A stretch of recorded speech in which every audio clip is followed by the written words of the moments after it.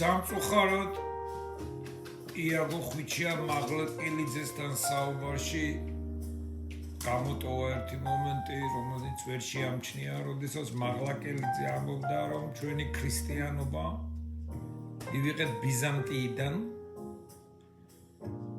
და ამითი ფაქტობრივად იგი აგრძელებს და პროპაგანდირებს რუსულ დუგინისტურ შეხედულებას დაპირისპირების შესახებ აღმოსავლეთ საქრისტიანოსა და დასავლეთისა. ჯერ ერთი როდესაც ჩვენ მივიღეთ ქრისტიანობა, მაშინ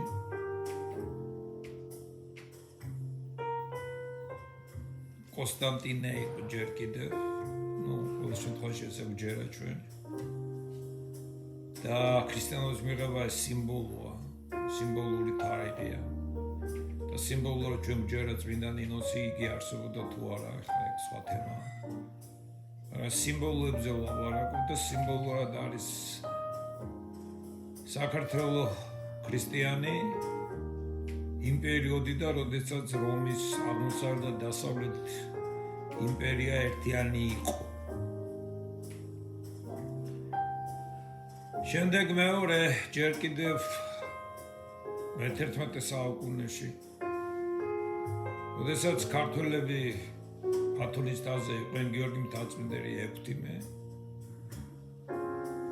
იქ არის მოთხრობილი ისტორია, რომ ქართველი ბერი და ლათინელი ბერი ერთმანეთთან საუბრობდნენ, მიუხედავად იმისა, რომ მათ ერთიანი ენა არ იცოდნენ და თავად გიორგი მთაწმიდელი ამართლებს კათოლიკებს უკვე სქიზმა მოხდარია მას მერე. არა ბიზანტიასთან დაპირისპირებაში, არამედ ერთიანობის საფუძველზე, რომ ჯერ კიდევ ერთიანები არიან აღმოსავლეთი და დასავლეთი და თავად გიორგი მთაწმიდელს უნდოდა ესპანელ იბერიელებთან, ესე იგი სულ დასავლეთში წასვლა.